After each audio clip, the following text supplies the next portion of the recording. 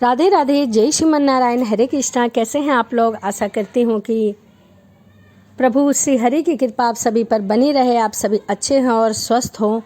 इसी कामना के साथ आज हम जानेंगे कि मकर संक्रांति के दिन 14 दीपदान का क्या महत्व है और 14 दीपदान हमें कहाँ रखने चाहिए और किस प्रकार से करने चाहिए। सबसे पहले आप सभी को मकर संक्रांति की हार्दिक शुभकामनाएं। चलिए अब हम जानते हैं कि उस दिन 14 दीपदान क्यों करते हैं। कहा जाता है कि मकर संक्रांति के दिन खरवास का जो महीना होता है वो उतर जाता है और उसके बाद से मांगलिक कार्य शुरू हो जाते हैं। 14 दीपदान हमें भगवान श्री नारायण का नाम लेके और दान करने चाहिए। आप चाहे तो वह दीप घी के भी रख सकते हैं, तिल के तेल का भी रख सकते हैं और सरसों के तेल के भी रख सकते हैं। वो आपकी इच्छा है कि आप किस चीज़ का दीपदान करना चाहते हैं। दीपदान हमें कैसे करना चाहिए। सर्वप्रथम मकर संक्रांति के दिन स्नान का विशेष महत्व है। कोशिश करिए गंगा स्नान करने का। यदि आप गंगा स्नान नहीं कर पाते हैं तो आप अपने घर के टब में, बाल्टी में गंगा जल की 5 बूंदें डालकर आप गंगा स्नान कर सकते हैं, ओम गंगाए नमः का जाप करके। कहा जाता है कि ऐसा करने से माँ गंगा जो है वो बाल्टी में अवतरित हो जाती हैं, ऐसा माना जाता है। स्नान करने के बाद आप अपने घर में आपके पास जो भी शालिग्राम ठाकुर जी, लक्ष्मी गणेश, जो भी मंदिर में मूर्ति हैं, तस्वीरें हैं, उनकी पूजा अवश्य करें। पूजा करने के बाद आप दान करें। यदि आपके घर में लड्डू गोपाल जी हैं तो लड्डू गोपाल को नए वस्त्र पहनाएं, उन्हें तिल, चूड़ा और दही, दूध का भोग लगाएं। जो भी उस दिन आप ग्रहण करते हैं उनका उन्हें भोग अवश्य लगाएं।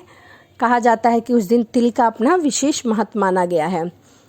उसके बाद पूजा करने के बाद आप दान अवश्य करें। दान करने में सुहागिन औरतें दाल, चावल, आलू, साड़ी, वस्त्र या सुहाग के सामान और उस पर कुछ पैसे और तिल का सामान अवश्य हमें दान करना चाहिए। कहते हैं कि मकर संक्रांति के दिन शाम को खिचड़ी बनने का नियम है, तो खिचड़ी का भी सामान हमें दान करना चाहिए। जैसे इस समय गोभी और मटर जो है वो खिचड़ी में डाली जाती हैं, तो दाल चावल तो हम कर ही रहे हैं, उसके साथ गोभी, मटर, आलू भी करेंगे तो ज़्यादा पुण्य की प्राप्ति होती है।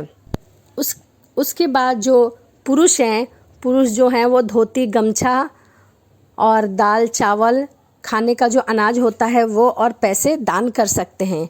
अगर आप चाहें तो किसी गरीब को वस्त्र, कंबल आदि भी दान कर सकते हैं। उस दिन दान का विशेष महत्व है। तो ये मैंने आपको दान का महत्व और दान कैसे करना चाहिए ये बताया। अब चलिए मैं बताती हूँ आपको कि 14 दिए हमें कहाँ लगाना चाहिए।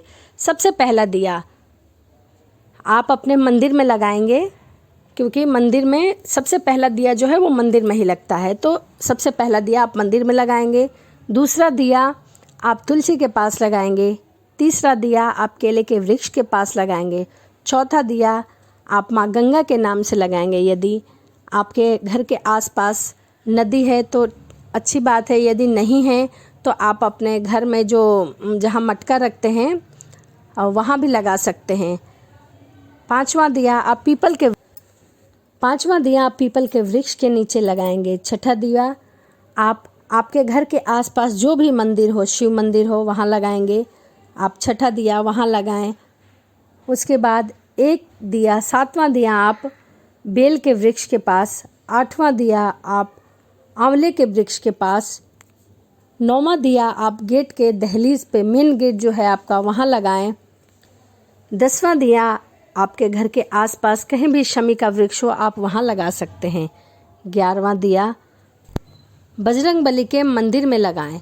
12वां दिया आप अपने रसोई घर में रख सकते हैं, जहाँ आपका चूल्हा हो उसके ऊपर रख सकते हैं। कहते हैं कि उस पर माँ लक्ष्मी का वास होता है। 13वां जो दिया है उसे आप अपने बुजुर्गों के नाम से कहीं भी एक कोने में रख सकते हैं। 14वां जो दिया है, जो सबसे अंतिम दिया है, किसी बरगद के पेड़ के नीचे रख सकते हैं। तो इस प्रकार आप 14 दियों का दान दे सकते हैं। यदि आपके घर के आसपास कहीं भी बरगद, बेल, शमी, आंवला इन सब के वृक्ष नहीं है तो आप 5 दिया जो है वो माँ गंगा के नाम से किसी भी मटके के पास या फिर जहाँ से आपका जल आता है वहाँ आप रख सकते हैं। तो 5 दिया आप वहीं एक साथ दान कर सकते हैं। तो इस प्रकार आप मकर संक्रांति के दिन 14 दियों का दान अवश्य करें और आप जितना हो सके उतना आप दान पुण्य करें। कहते हैं कि उस दिन का दान जो है वो महादान होता है और 4 गुना जोड़ के मिलता है। यदि आप दान नहीं कर सकते तो 14 बार श्री नारायण के नाम का दान करें। कहते हैं कि एक बार नारद जी ने भगवान नारायण से पूछा कि हे प्रभु, क्या दान करना चाहिए मकर संक्रांति को। तभी नारद जी ने कहा कि वैसे तो अन्न और वस्त्र दिया वगैरह दान करना चाहिए, परंतु जिस मनुष्य के पास कुछ भी ना हो वह गंगा स्नान करने के बाद 14 बार मेरे नाम का ही दान कर दे तो वह महादान हो जाता है। तो इसीलिए श्री नारायण के नाम का भी हम दान कर सकते हैं।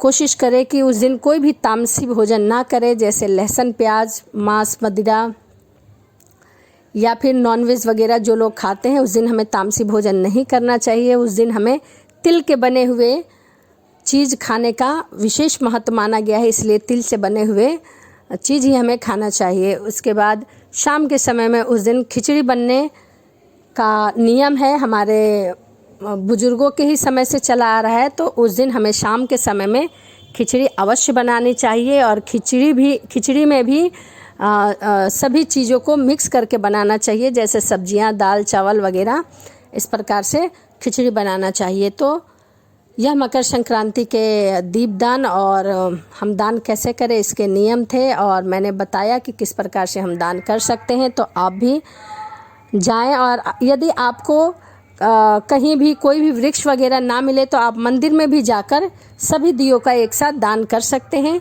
तो चलिए इसी के साथ वीडियो को समाप्त करते हैं और मिलते हैं अगली वीडियो में। यदि वीडियो आपको अच्छी लगी हो तो प्लीज़ कमेंट ज़रूर करिएगा।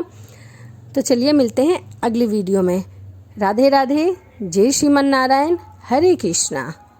एक बार आप सभी को फिर से मकर संक्रांति की हार्दिक शुभकामनाएं।